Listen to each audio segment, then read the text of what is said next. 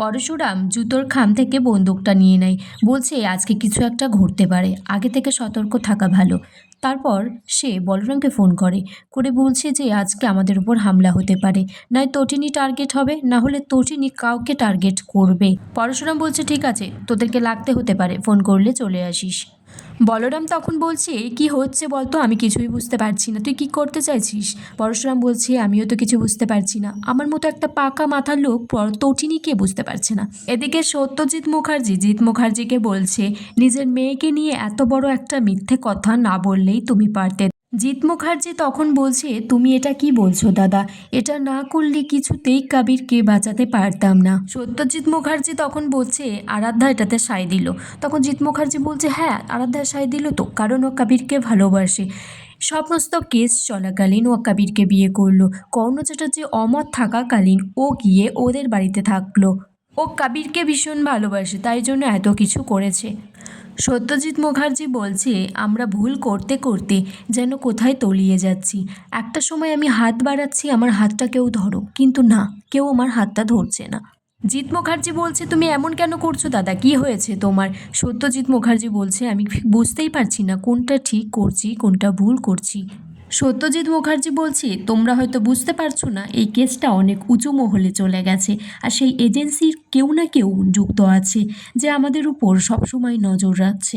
আরাধ্যা তখন সেখানে এসেছে আর বলছে জেঠু নিচে বিজিতদা এসেছে, গান বাজনা হচ্ছে, হই হুল্লোড় হচ্ছে, তোমাকে নিচে যেতে বলছে। তখন সত্যজিৎ মুখার্জি বলছে তোমরা যাও, আনন্দ করো, আমি এখানেই থাকবো। সত্যজিৎ মুখার্জি আরাধ্যাকে বলছে তুই এত বড় একটা মিথ্যে না বললেই পারতিস। তখন আরাধ্যা বলছে জেঠু আমার কিছু করার ছিল না, কারণ আমি কবিরের জন্য সব কিছু করতে পারি, ওকে বাঁচানোর জন্য শুধুমাত্র।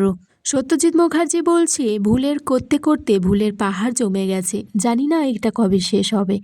এদিকে পরশুরামরা মেলায় ঢুকে পড়েছে। তখন বলরাম ফোন করে বলছে চারজন সন্দেহজনক লোক বন্দুক নিয়ে মেলায় ঢুকেছে।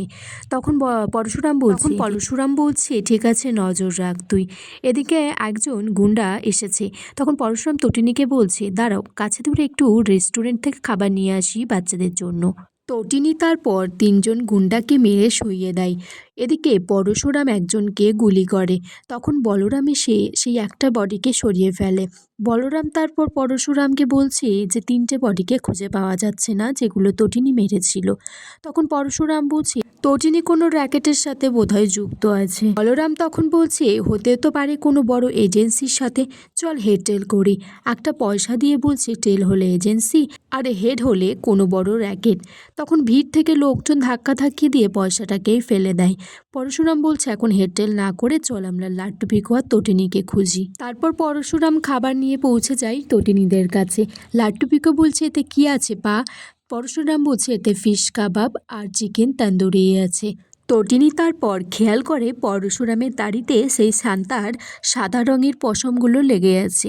তখন সেটা লাট্টুও খেয়াল করে। তখন বলে যে পা বলে ইশারা করে বলে এটাকে ফেলে দাও, মাম্মি দেখছে। এদিকে আয়ুষী আয়নার সামনে দাঁড়িয়ে সাজগোজ করছে। তখন বিজিত লাহিড়ী হঠাৎ ঢুকে পড়ে। আয়ুষী তো চমকে গেছে, বলছে কি ব্যাপার তুমি?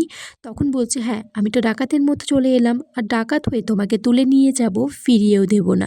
আয়ুষী বলছে আমি তো ফিরতেও চাই না, আমি এই রকমই একটা ডাকাতের সাথে যেতে চাই। তটিনী বিজিত লাহিড়ীকে বলছে কি সব চুনোপুটি পাঠাচ্ছ, ভালো করে প্রশিক্ষণ দিয়ে তারপর পাঠাও সবাইকে। আগামী পর্বে দেখা যায় পরশুরাম তটিনীকে বলছে এতগুলো বছর আমার সাথে থাকার জন্য তোমাকে ধন্যবাদ তটিনী, আমার সন্তানদের মা হয়ে থাকার জন্য তোমাকে অনেক ধন্যবাদ।